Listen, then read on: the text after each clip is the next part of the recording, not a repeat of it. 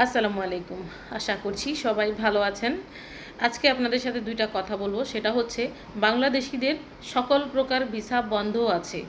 যারা আমাদেরকে মনে করেন প্রতিদিনই কমপক্ষে 50 থেকে 60 জন লোক স্রেফ এই কথাটা বলে যে ম্যাডাম একটা ভিসা করে দেন, আমি বাইরে কাজ করব।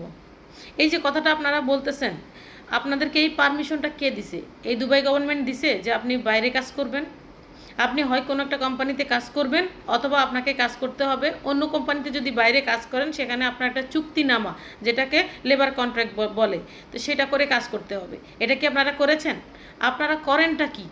কী কারণে ভিসা বন্ধ হলো? এখন একদল এসে বলবে যে আপনাদের মতো টাইপিং সেন্টার যারা আছে তারা ভিসা বিক্রি করে, এই জন্য এরকম অবস্থা। ভাই, ভিসা আপনারা নেন কেন?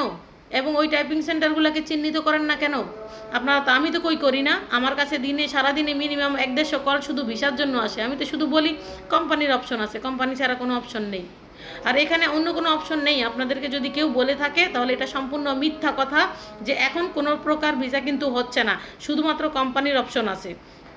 ক্লিনিং কোম্পানি আছে, হেল্পারের কাজ আছে, ফুড ডেলিভারিতে বাইকে ফুড ডেলিভারি আছে, দুবাই ট্যাক্সি আছে। এগুলো ছাড়া গভর্নমেন্ট এবং সেমি গভর্নমেন্ট কোম্পানি ছাড়া কেউ ভিসা করার ক্ষমতা এখন নাই।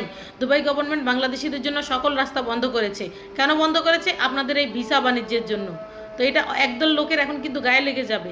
অনেকেই খারাপ কমেন্ট করবেন, তাতে আমার কিচ্ছু আসে যায় না। আপনারা খারাপ কমেন্ট করুন, যাই করুন না কেন, কারণ আপনাদের কারণে এই যে বলেন আমি বাইরে কাজ করব, আমাকে ভিসা দেন, একটা পার্টনার ভিসা লাগাই দেন, একটা আরবির ঘরে ভিসা লাগাই দেন। ভাই, আপনি যেই কাজই করেন না কেন, এই দুবাই গভর্নমেন্টের পারমিশন ছাড়া কাজ করেন বিধায় আজকে ভিসা বন্ধ।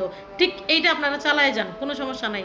একটা সময় যখন ধরে ডিপোর্ট করে দিবে তখন আপনারা বুঝতে পারবেন কেন আমি বলেছিলাম। আপনাদের ভালোর জন্য বলেছিলাম না খারাপের জন্য বলেছিলাম?